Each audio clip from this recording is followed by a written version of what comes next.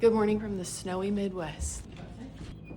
I think we ended up getting around like 5 or 6 inches of snow. I think Jake actually shoveled like 4 times yesterday.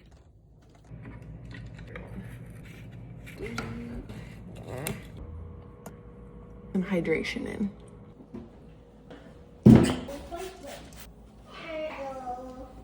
Oh my gosh. Church was canceled today, so we're just gonna go to family breakfast and then come home. I'll probably do a cleanup of the house.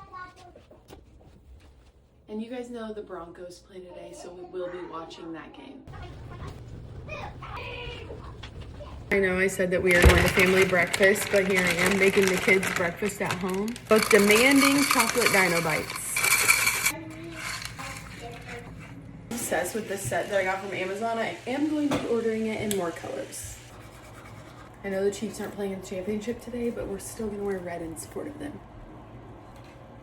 I found when I don't put primer on, this looks really good on my skin. When I do have primer, not so much. Okay, you brushed your teeth. You got dread. Woo!